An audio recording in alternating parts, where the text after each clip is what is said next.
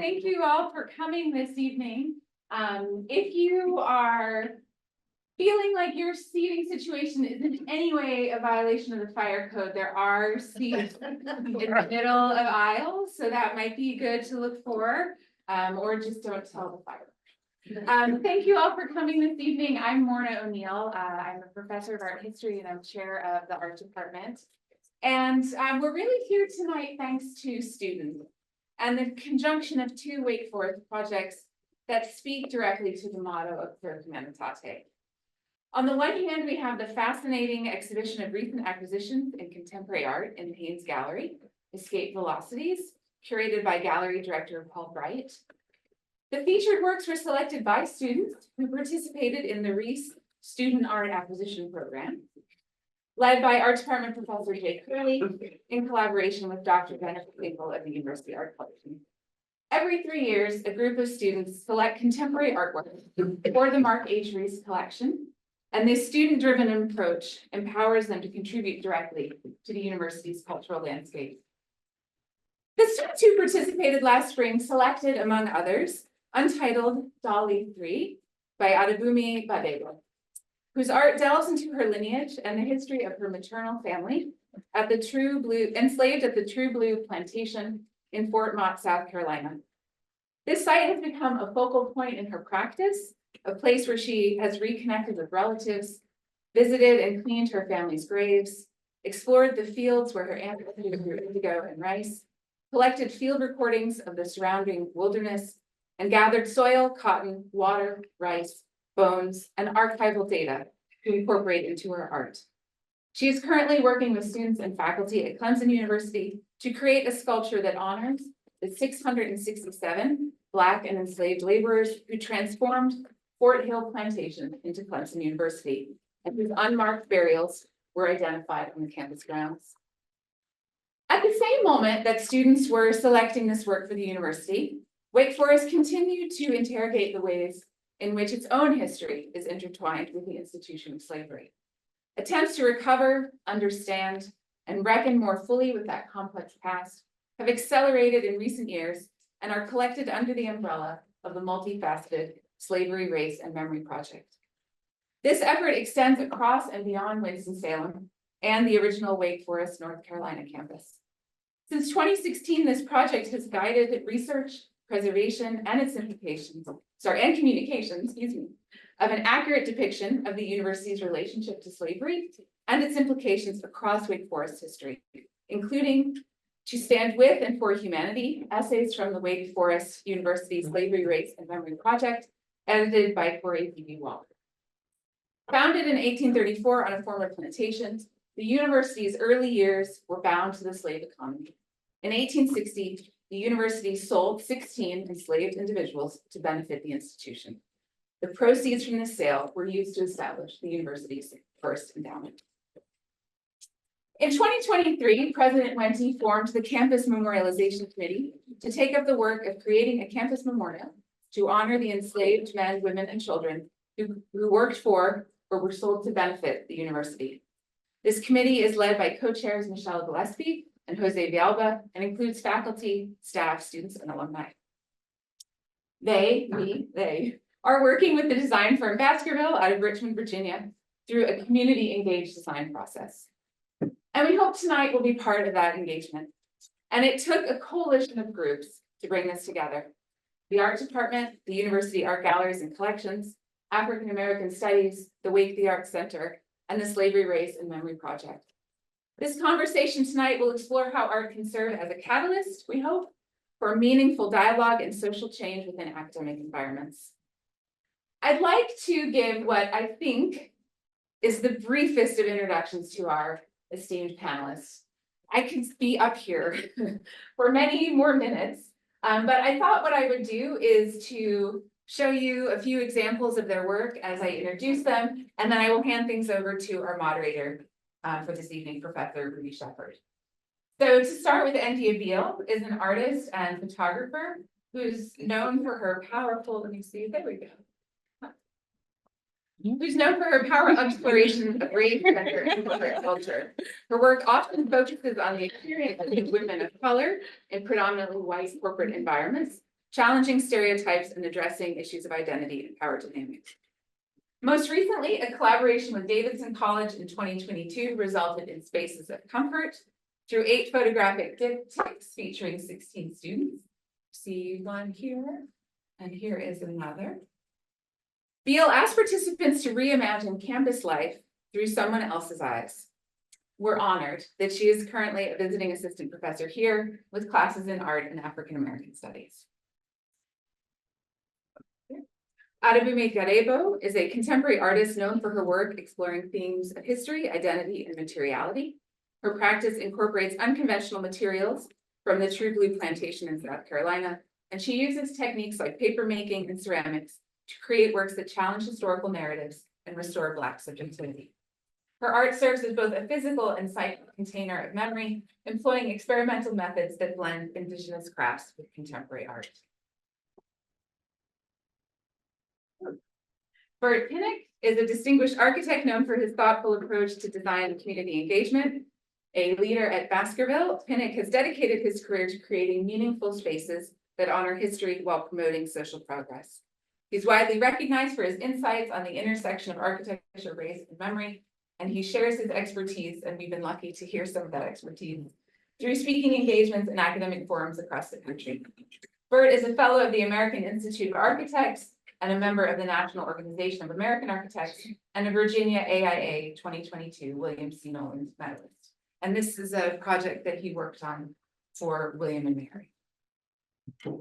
Corey D.B. Walker is a renowned scholar and academic leader, and as Dean of Wake Forest School of Divinity, he has made significant contributions to religious studies and social justice. He is also the inaugural director of the program in African American Studies at Wake Forest, and has held leadership positions at several other all-prestigious institutions. His research and teaching focuses on American life and African American social and religious thought, ethics, and religion in public life. In the foreword to Stand With and For Humanity, essays from the Wake Forest University Slavery, Race, and Memory Project, which he edited, Walker issues a call to, quote, awaken the critical consciousness of the university in fulfilling its ethical responsibility. And if you haven't had a chance to look at this yet, please do go to the website where you can read the book in its full. And last but not least, our moderator for this evening is Rudy Shepard, professor of sculpture in the art department. New to Wake Forest this year at a department meeting, we all said, I've been at Wake Forest since 2014, and Rudy said, I've been at Wake Forest 3 weeks. But it's a return of sorts because he received his undergraduate degree in biology and studio art from Wake Forest before earning an MFA from the Art Institute of Chicago. His multimedia practice explores the complex interplay between innocence, guilt, and the nature of evil. His sculptures, such as blood negative energy absorbers and healing devices, offer a unique perspective on the power of art to address emotional and psychological challenges. Through his art, Shepard invites viewers to confront difficult questions, which I think is part of what we'll be doing this evening.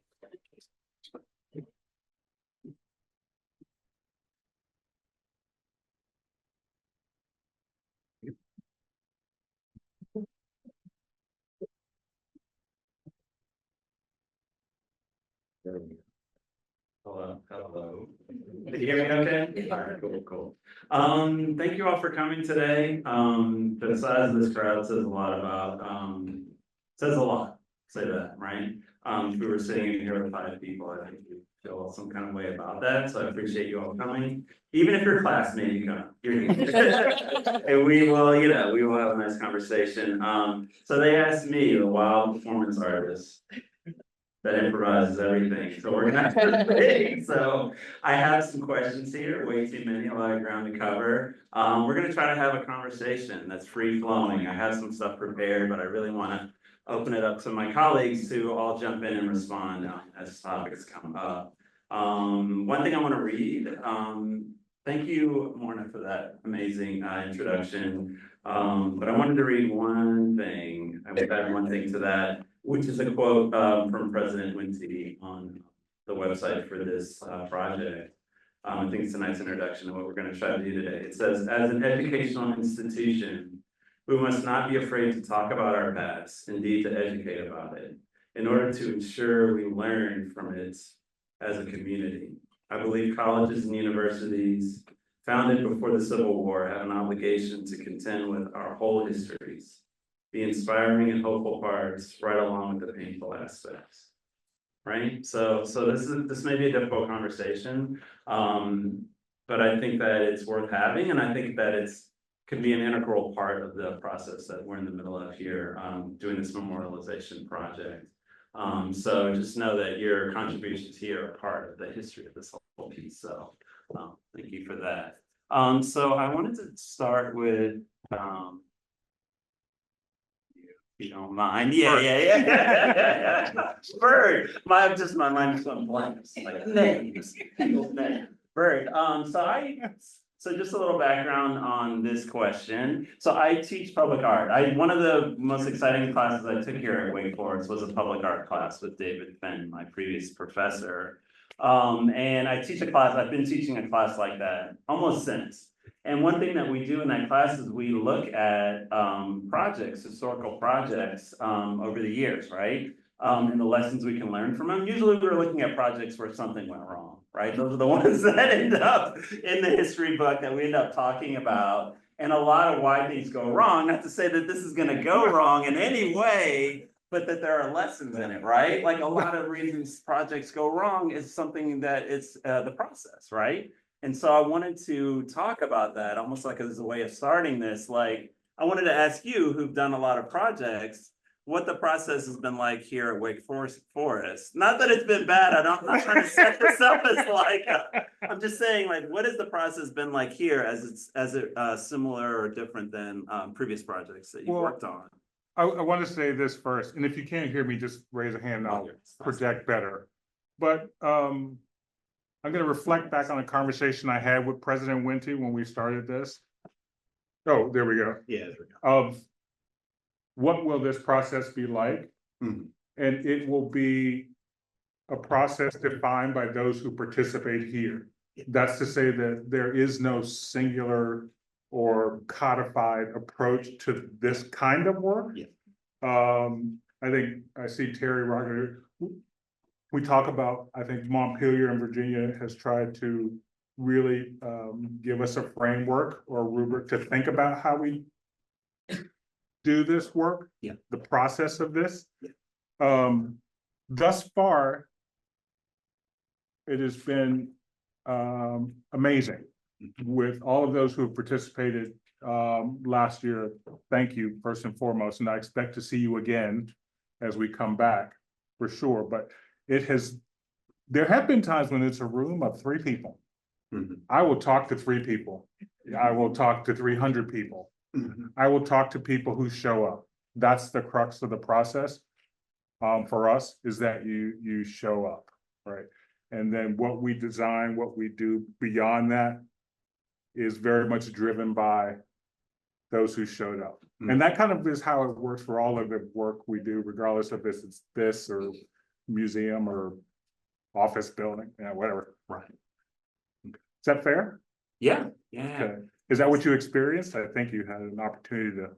I did experience that. So I was here in October visiting the campus, what turned out to be an interview. And it's a lot to that, but I got to sit in on one of the conversations, and I thought it was as part of the reason I'm here is the way that conversation went and how moving it was for everybody involved. There were a lot of other faculty there, and just everybody's was really invested in how this goes and had like really strong feelings about it, and we're sharing that, very complex conversation with a lot of emotion involved. I guess I wonder, I was gonna ask this anyway, but it just leads right into it. How do you go from those conversations to sort of designing something? You know what I mean? Like, yeah. How does that look like? So what you hear in the conversations is very much rooted in emotion for sure. Yeah. Right.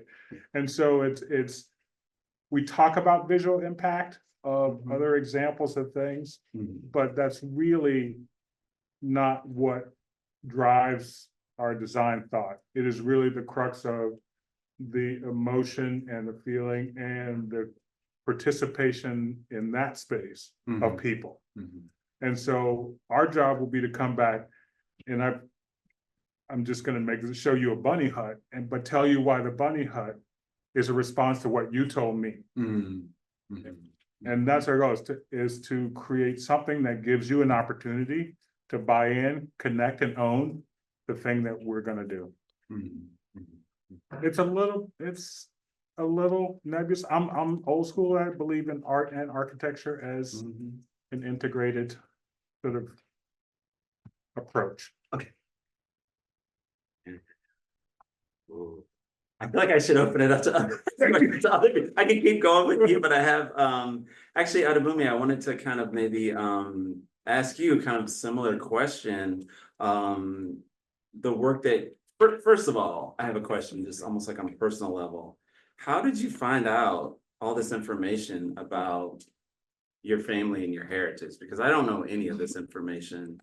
And that was like glaringly clear to me when first thing I read, it's like, how do you know where your family was enslaved, and how do you know that you're a Nigerian? Like, who did that work? How did that happen? What was that like for you?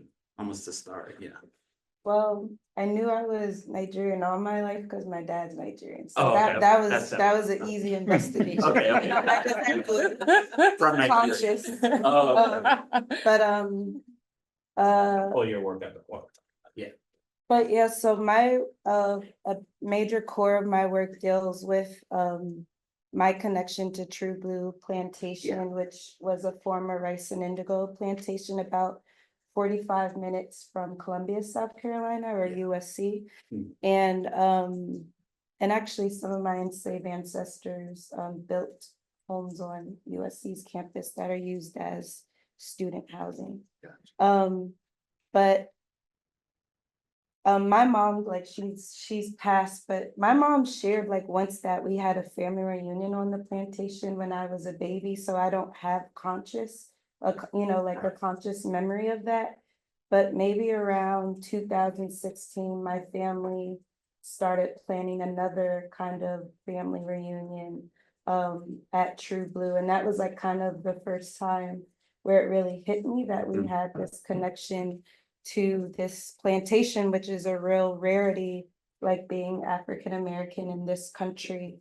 But part of that was because there was a burial ground established in the 1700s for the enslaved on True Blue, and True Blue neighbors Langsyne Plantation and Singleton Plantation, and they kind of shuffled enslaved amongst these plantations. But because my family continued to bury on that plantation burial ground after emancipation, we didn't completely sever, Right, because there were still family, well after emancipation that were returning to lay flowers, or just aware that like my grandma, my great-grandma, my great-grandfather are buried on this land.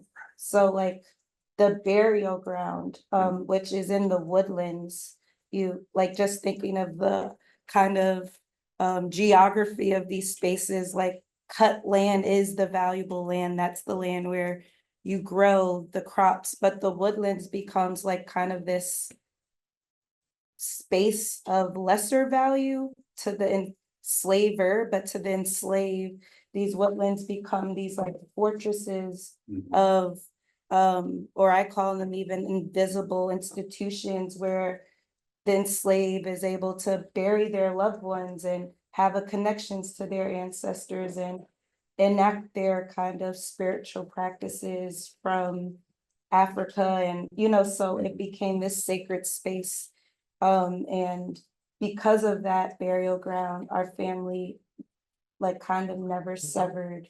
And I just like learned about it with this kind of development of or planning of a family reunion. My maternal line is the Ravenels. I bumped up into a lot of historians of South Carolina just saying Ravenel. They're like, oh, because the Ravenels was a major slave owning family. Specifically in Charleston, there's like Ravenels on Southern Charm, well, like, I don't know how many reality TV watchers in here, which I refuse to watch. There's a Ravenel Bridge in Charleston. So they were like a major slave owning family. So, there's ways in which we kind of always knew our connection because there's been so many prominent slave owners beyond the Ravenels, just, others. All right, I have a follow-up question for you. And this is, you're like, be nice. I'm not trying to be nice. I just want to like go a little deeper. So you've been making this work about sort of what happened to your family there. How does it, and it's very powerful work and very moving. How do you feel about that work and what that, I don't know, how do you feel about it after having done a large amount of it? I don't know if you're moved on to something else or where you're at as far as that work, but like, how do you feel about that work that you've done and how that might, because it comes back to what we're doing here and like, is a memorial enough? What can it do that versus what the harm done and what can be done about that? I don't know, that's where my mind is going. And I'm wondering, I want to ask you, Adebunmi, because you've been making this work as an artist, how do you feel the work you're making kind of deals with like the larger ill that's just had this impact for generations over generations? It's set sort of your specific family in a certain direction, right? I mean, it's an impossible question, but I'm just wondering, I'm sure you've thought about the work you've done and reflected on like. Yeah, I'll answer that, and then I also have kind of a question for you. Yeah, absolutely. Yeah, I love that. Yeah. But when I started doing the handmade paperwork, the materials reference true blue, the blue indigo, the cotton, the literal black hair in the work, like that is literal black bodies in these pieces. But there's still a bit of a distance in terms of the way I'm working through the material and the making of the work. It wasn't until I made the decision to use the actual soil from the plantation cemetery, where I had to like start thinking about my relationship to like how this work kind of operates within the art market. Like, and it really hit me that like, oh, I'm selling this plantation again. And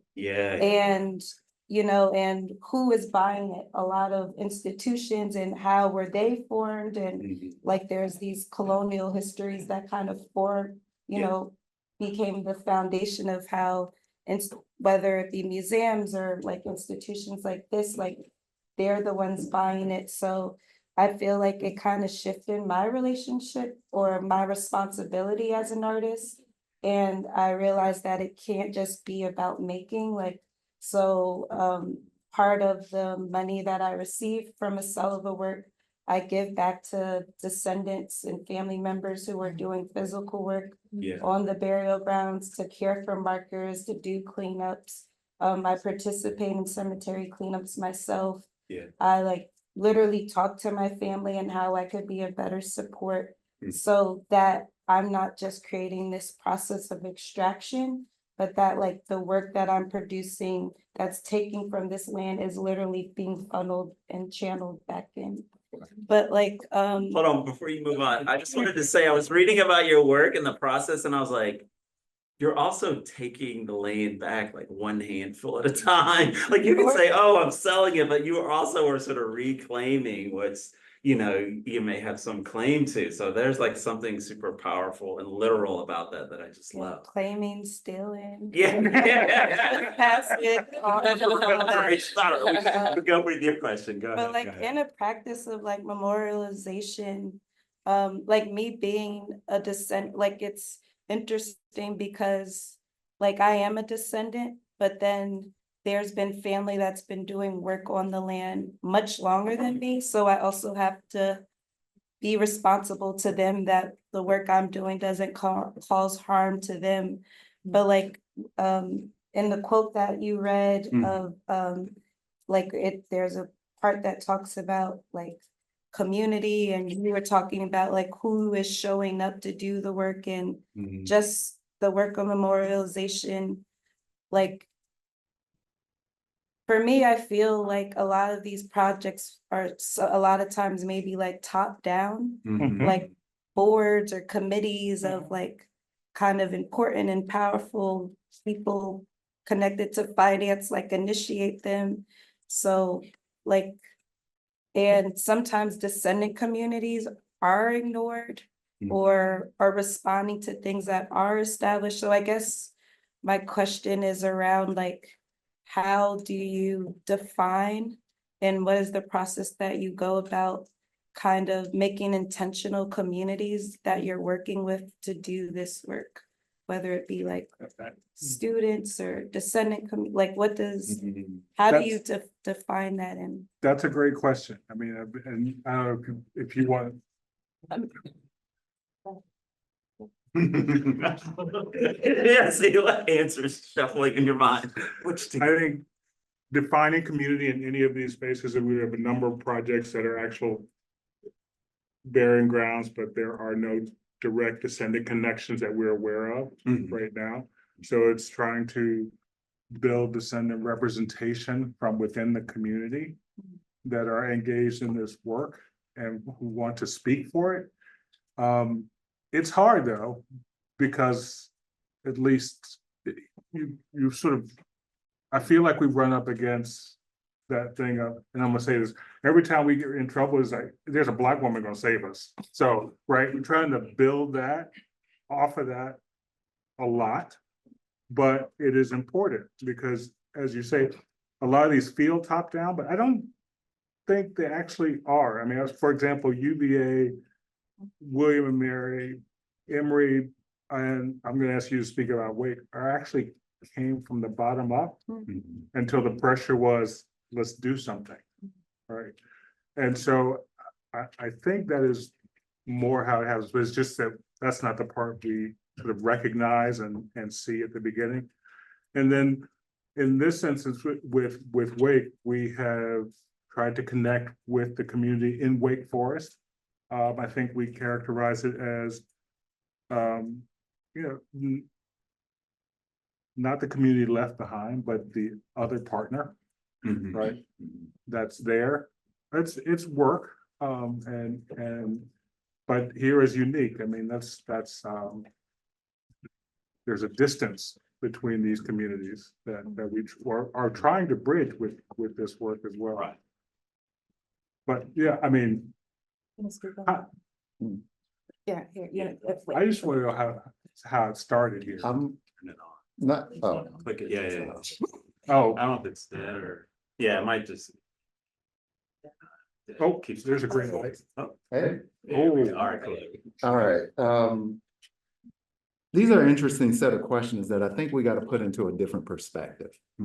We got to put it into a broader perspective.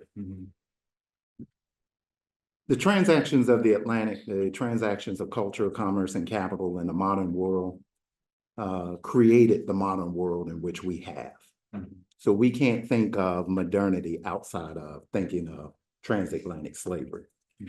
We can't think of these sites, as you said, indigo. There were enslaved Africans who were specifically targeted particular groups because of their knowledge of creating indigo. And in the low country of South Carolina and Georgia, also rice production. So you're looking at the transactions of knowledges across the Atlantic. And those transactions of knowledges were able to then create what we think of as the modern world, the modern United States, and also modern Europe. So we're thinking of a world historical phenomenon. This is what Du Bois calls it, W.E.B. Du Bois. He calls this a world historical phenomenon. So what happens when we then say descendant communities? That's a particular construction of 19th century genealogy that then we can track our families and our families have this particular trace to us. But you have to understand that these places don't operate like that. And the places that I'm saying is not just the plantation, the entire nation is a plantation. Let me repeat that. The entire nation is a plantation. And that slavery exists not only on these plantation sites, but exists in very intimate communities, particularly in here in central North Carolina. So you will have most of your owners of enslaved people having one or two enslaved folks or renting them out. This is the economy of slavery. Slavery occurs not in some exceptional moment out there or some exceptional space that's separate. It happens everywhere. So to have universities being developed in the United States prior to the Civil War, it is not the exception that they are not slave institutions. It is the norm that they are slave institutions. That's the nature of the university. Remember, you're operating within a world historical moment created by transatlantic slavery. So now that's the given, that's the terrain in which we're operating. Now, when we get to this late 20th and early 21st century monumentalization moment that occurs on college campuses, you're looking at a whole set of different issues that now we're engaging. Remember, I started at UVA in the 1990s, where we started the process of looking at Catherine Foster, and it was a burial ground. And I could still remember the debates around this, because it was, well, if this was really about Catherine Foster, it was about her family, but the area was known as Canada. So that meant that it had a broader geography than just what we may think of as a family. Those folks who are related to us, it is much broader than that. And of course, once we did the scans and then we did a broader excavation, 25 feet around, we found over 30 burial shacks. So we knew we were dealing with something bigger than that, but it needed a conceptual revolution in order for us to understand that. That's the moment we're in right now. That this conceptual moment is not relegated to just what happens on what we may think of or idealize as a plantation, but it happened on our streets. It happened in our neighborhoods. It happened in all spaces and all places of a slave society. And so here at Wake Forest in 2016, I can remember it was 2017, I came in and did a seminar on the twin minds of the Twin Cities. Remember thinking through, how are we narrating? And I was at Winston-Salem State at the time with my dear colleague right here, Endia Beal, doing all types of things. Good stuff. Good stuff. What we were beginning to realize is that if you're going to undertake this project, now the first major project was undertaken at Brown University under the presidency of Ruth Simmons, who's grew up with a sharecropper's family, first African-American to be president of an Ivy League institution, first African-American woman to be president at Smith College.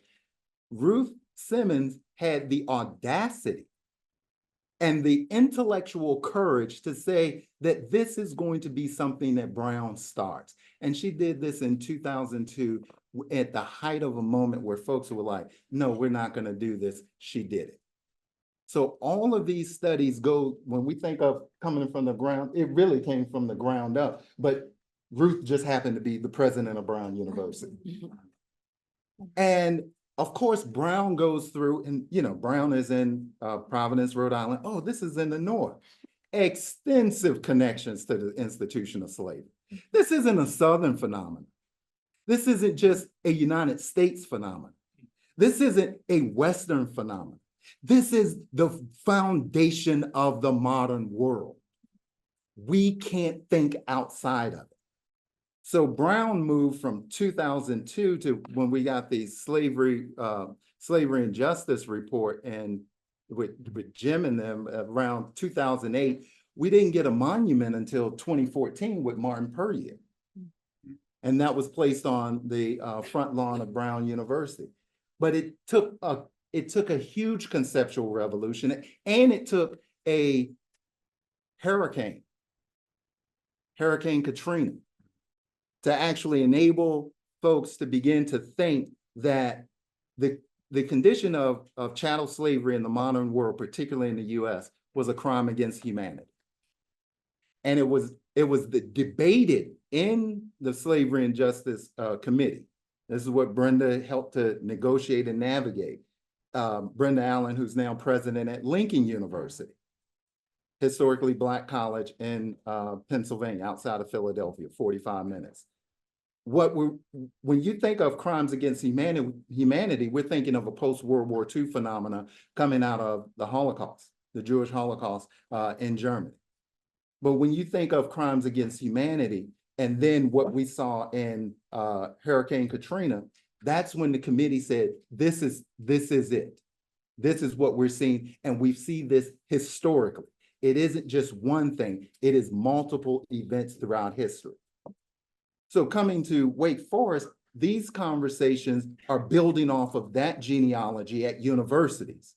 But there are also other genealogies of these ideas and concepts and practices going on in metropolitan areas. Richmond is huge. We started with the MLK Commission dealing with Shockoe Bottom, the largest market for the trade of enslaved Africans in Richmond, in Virginia, down throughout the lower South. So you had to deal with that issue, and you had to deal with the questioning of the James River. You also had to deal with questions around what happens with 1619 in Hampton, Virginia, Fort Monroe now. This is a major site. But you're not just dealing with 1619. That's the beginning of the English presence of enslaved Africans in Virginia. But you're dealing with the 15th century, and you're dealing with the Americas, and you're dealing with a broader geography. So even here at Wake, we're having to wrestle with that. It's not just Wake County, North Carolina, because Wake Forest engaged in extensive slave rentals. You're dealing with an entire slave society. So it's not just the 16 that were sold and we lost all the money because Wake Forest invested in Confederate bonds. So all that money was lost, and y'all know what happened with the Confederacy. I don't think it's over, but we can talk about it. But you're also now having to think through a broader geography of what this means for how do I understand not only my place at Wake Forest, but Wake Forest place within North Carolina. How do I understand my place within the nation? And even how do I understand my place within the modern world? And that's what we're seeing coming to fruition, and what we're having to confront. Okay. I have a question, and I think it may be for all three kind of things. So the other night at another talk like this, the Branch Museum, I posited that this is kind of like contested sacred ground. In the sense that when you look at, particularly in the South, Southeast, right? So that's where 4 million enslaved people at the height of, through the South and Southeast, that black belt from Maryland around to Texas, right? And so when you look at a contemporary map of where Confederate monuments are or were, throughout the country, where today poverty is concentrated, where today the majority of African-American people live, it's that same swath. Mm-hmm. And I start to think that what we have is because, as you talked about, our ancestors were on property owned by enslavers. And everything we did, even as we participated in the hush harbor to learn and pray and teach, that was somebody else's property. And I think that has translated now. And when we start to try to create these memorials, tributes, honorums on sacred spaces, these spaces are contested. It's like Monument Avenue, right? That's the height, that was the epitome of contested sacred space. You had the Robert E. Lee statue memorial, and then you had Marcus Davis Peters space that would be one and the same. I think it's a challenge for them to coexist. It is a challenge to continue to try and figure out how they coexist. I want to know, do you see that? Even when we talk about bring it home, the idea of a memorial in Hearn Plaza. Is that a question? Yeah. Yeah. I feel that was, I was just say mine, so I'm gonna back up like 3 times. Yeah. I mean, I think that, so as everyone was talking, I was thinking about the residency I did at Davison and being at Space. Everybody familiar with Davison? Yes. So Davison integrated, I'm loud. Can you hear me? I'm like naturally loud. Okay.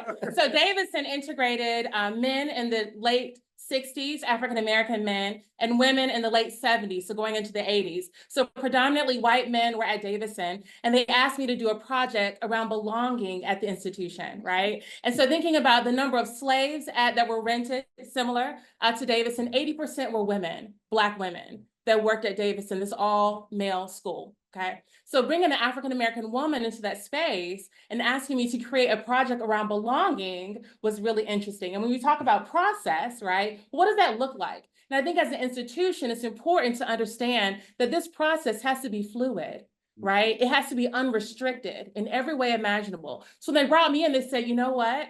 Whatever you deem important, you do. Like, we're gonna open it to you, which as an artist, that is a dream, right? Because you get to go into a space and you literally are allowed to do your research. But there had to be an analysis. I had to know what the contemporary landscape looked like now. So I did these listening sessions with students all over campus, whether they were part of, I don't know, the fraternities, sororities, Queers and Allies, Black Student Union. I needed to know what the landscape of the campus looked like. So this wasn't a top down. This was a bottom up from the student's perspective, right? And I realized, having done these listening sessions one-on-one, that the students were literally segregating themselves. So we talk about what this contemporary landscape looked like. My white students were hanging out with my white students. My Black students were hanging out with my Black students. My transgender students were literally hiding in their dorm rooms, and there was no connection. Now, mind you, Davison only has 2,000 students, no doctoral programs, no graduate programs. So as an artist coming into that space, it's important as an institution that we're fluid, that we're unrestricted, and allows the artist to understand and do the analysis, the research needed to make it happen. And so how do you create belonging? How do you create connection? And I think when you were talking about process, I think it's important for Wake Forest and other institutions to allow that time to do that research, to understand, and to also execute it the best way you think as an artist, unrestricted and unapologetic in the process. Yeah, so. And I think the question of getting back to Burt's question, I think that issue around contested space or contested land goes to really how we think in modernity of land being owned. And that's a very, that's a recent notion. I mean, we can, question around property rights, who owns it, and then I then contest it. The problematic area of it is that when we think of the history of slavery in the Americas, and we think of it within the confrontation of 3 cultures of the Americas, of Africa, and also of Europe. Notice the cultures of America, Africa, and Europe. There are cultures already in the Americas. And of course, when one culture then has hegemonic power, the Europeans, particularly in the 15th, 16th centuries, when we see the majority of slavery in what we now call Mexico, Latin, and South America, you're also dealing with questions around the Catholic Church and the ways in which culture, humanity, your anthropology is connected to land, so that then you can be deemed properly human. So if you can actually root your culture to land, you become human. This is where the Catholic Church will say, okay, we know Europeans are human because we know where they come from. The indigenous people, they were here, they're human because they have culture and they have land. Enslaved Africans have no culture, no land, hence they can be deemed non-human. And when we think of those earliest slave cultures in what we now think of as the United States, they're out in the Southwest. But that doesn't come into our mentality now. But then the conceptual revolution doesn't occur because then we're still tying humanity to land in a very narrow manner. So we're not seeing the ways in which the difference between the enslaved in 1619 that end up at Fort Monroe is huge.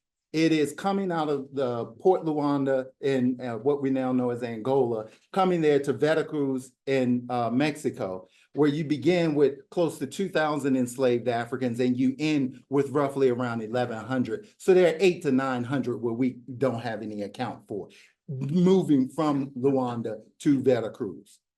So this is where we have to begin to think about those memorials that are in the Atlantic.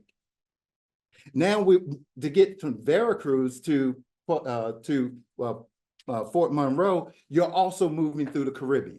You're also moving through the Bahamas.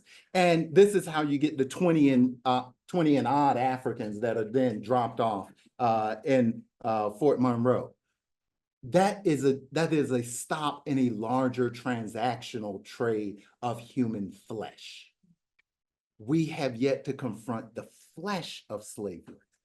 And the memorialization enterprise has to then confront that flesh in all of its complexity. The conceptual revolution is easy to just try to tie it to, okay, this is the land. No, that's just a beginning. Notice I used the indefinite article there, a. That is a beginning. And we have to begin to think broadly about what is actually going on.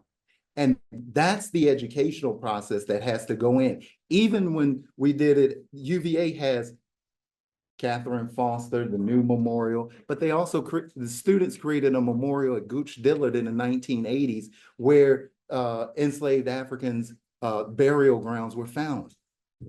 So it's not just one place, one time, at one moment. We have to begin to think of the very everydayness of it. That makes up its monstrous, the horror of it, right? Because it's every day. It is the norm. When I did a project with our colleagues in Buchenwald in Germany, and we did a collaborative labor camp project between Buchenwald and Monticello, Jefferson's home. Buchenwald was a labor camp that became one of the death camps that perfected the death camp machines that were used at Auschwitz. What we did in that comparison was to begin to look at how does it become normal and everyday? How does it become normalized? And even to this day, you go into Jena, you can there's a little sign on the train track, on the train station in Jena. This was the same deportation station that sent folks to Buchenwald. But now it has become every day. And how do memorials then compartmentalize, contain the memory of this in the everyday? That's also what we're wrestling with.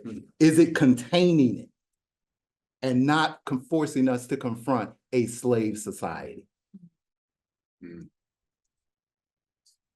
Well, I want to open it up for questions, being considerate of the time. Thank you so much for that. No, seriously. But yeah, I know many of you have questions. Yeah. I have a question because I think memorializing anything, it's historically its tendency has been to put it in a box and put it on the shelf so we can forget about it.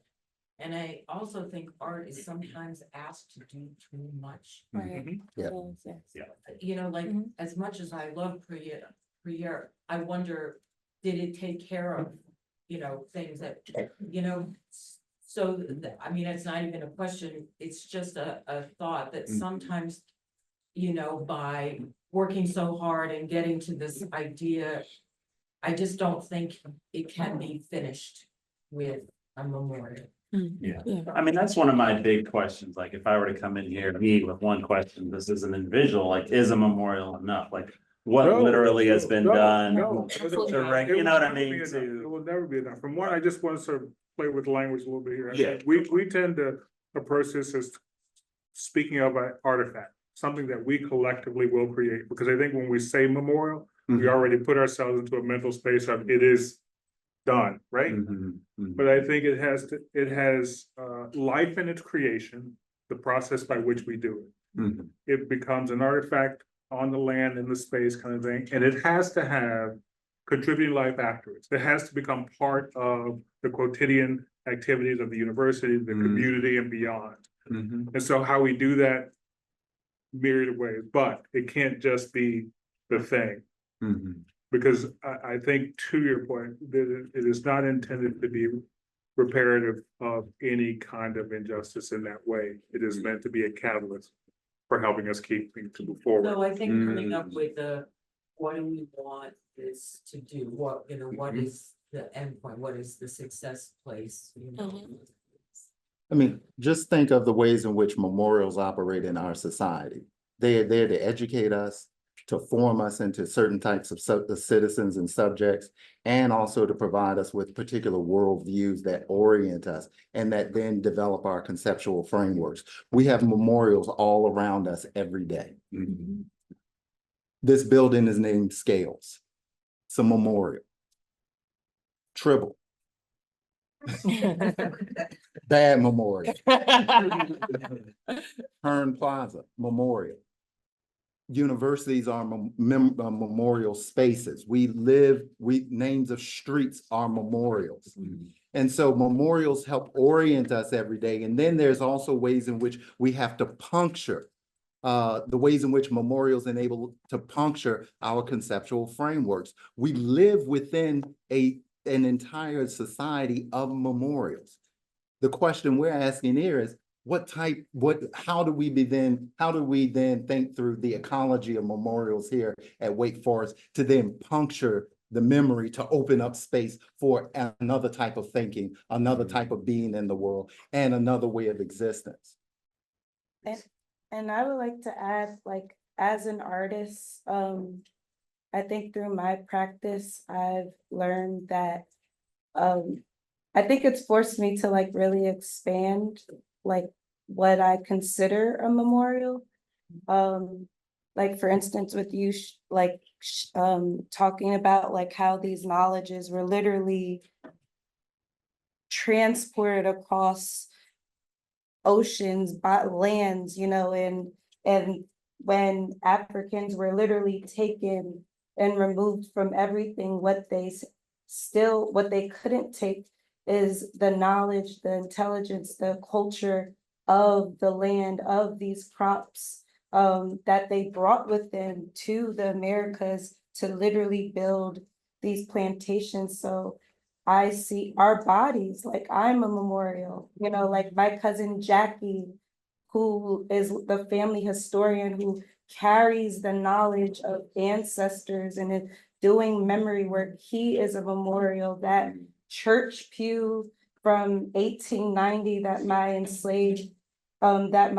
newly emancipated ancestors built. One of the first institutions that they built was a church on True Blue Plantation. That church pew that still exists, that I have now in my studio, is a memorial because it's a physical kind of it's a physical kind of object or piece that validates that they were here, you know. So like this kind of termite eaten balustrade of the McCord House on USC's campus is a memorial. So the soil, you know, this earth that literally has decomposed bodies of my ancestors is a memorial. So I think through my practice as an artist, I've like all these things that capture this memory, for me, like, and that could include our physical bodies, you know, we are memorial, our archive, or all of that. Are there any other questions from the audience? Thank you all for sharing your thoughts, your knowledge, and sharing with us. I am struck by Dr. Walker, your presentation or your explanation, right, of a almost Derridian situation where there is no outside the transatlantic slave trade. Modernity is that result. And then the tension between, say, India's work or Adebunmi's work, where there's such human particularity. And how does the memorial, it's putting too much on the artist, right? But in formulating what the memorial wants to be, Mhm. how do you move between the universality of that fact, but the particularity of experience without repeating an erasure of name, person, or precision? That seems like a very tall order for architecture, and at the same time, one that as a campus we're here thinking through. Mhm. I wanted to say, I think that just coming off of the residency at Davidson, I think that that institution in particular has an understanding of the limitations of medium as an artist, right? And so every medium is going to have a particular limitation. And so they're not necessarily, even though they are looking within the creative space to memorialize certain things, they're looking at it from a variety of medium, right? So you have Hank Willis Thomas's piece, which was literally commissioned through the Commission on Race and Slavery, with these hands that is very much within the root of the hands of the people who helped build Davidson. And then you have me coming in, working with the students in a very contemporary way, creating belonging right now, because there's a situation of segregation amongst the students. How do we bring them together, right? Based on our history, based on our legacy, what can we do right now as an institution? So I think that art has its limitations, and I think the best institutions understand that. And so how do we look at different ways we can incorporate the arts, whether it's written, whether it's through performance, in order to at least try to address some of the issues that are happening at the university. So, yes. And the universal doesn't exist outside of the particular. Mhm. Yeah. So you can't get to the universal qua universal. You come through the particular. Mhm. And if we want to understand the fullness of humanity, how can we understand that by not investigating the depth of humanity of enslaved Africans? And so that's how we get to a better universal of humanity. Right now, we have a very attenuated notion of humanity because we still understand enslaved as objects and not as fully human. I can't identify with these folks. Because why? Our conceptual frameworks are too small. How does this work with artists? I work with a filmmaker, Kevin Everson. We did a film. We first had we had some money. Best thing to do art, you need some money. And the one thing we sat down was, Kevin and I sat down, we were at UVA, and we said, okay, we're going to make a film on local knowledge. Because this was also UVA trying to atone for its past. I said, okay, we want to figure out how knowledge is produced and reproduced. This was part of our project on mapping Monticello's diaspora. And this was about rethinking Jefferson's Monticello in a diasporic context, because the scene of writing of Jefferson at Monticello incorporated the entire Atlantic nexus of Africa, Europe, and the Americas. So in the process of creating that film, we created a film about Fifeville. And film still plays at film festivals across the world. We played it here first at Wake in 2015. Right in ZSR Library. Tim Pyatt brought me over. We did Fifeville. And we screened it. We talked about it, but it's a film about how do you construct this knowledge of the world in the everyday. And so we spent four weekends just gathering film and footage with our students at Virginia. Kevin's art students, we had some religious studies students, divinity students, we just had students who were hanging out. And the magic came not in those 4 weeks. It was Kevin putting that 14-minute film together. And it was then the reason that folks like, folks in Indonesia could say, hey, I know this place. Germany, I've seen this. Throughout the US, we called it what will happen in gentrification in any town USA. And it was through this particular space that then we are able to access the universal. That's what, in a sense, that it's a false dichotomy to pit the universal against the particular. But what we're trying to recognize here at Wake is you know, we got this big thing called pro humanitate that, you know, we say it every minute and then every 3 minutes on a good day. Right? Well, because we're doing another work at the University of Richmond on this unidentified burying ground for which we do not know who's interred there. We do suspect that the community that's surrounding it, the Black and African American community, are most likely descendants of these folks. They've been there for generations. And they've been the advisors and the guiders in the work. And I'm so intrigued and fascinated by what will come out of this, but they contributed over 60 family photographs, of which we have 3 artists who took inspiration from the 60 to create 3, to say that this is not necessarily the one here, but this is representative, so that we always have, this is what this story is about. Cast in stone, 6 feet tall, are a man, a woman, and a child. And then we are working with a writer and a poet who will then script the story of how that man and woman and child were created, to accompany it in stone. So between a writer and an artist and a descendant community and a lowly architect, I think we put together something that tries to bridge that. Well, I'm in charge of keeping the time, so I think we better leave it there. But yeah, we could talk for another hour, probably will. But thank you all for coming.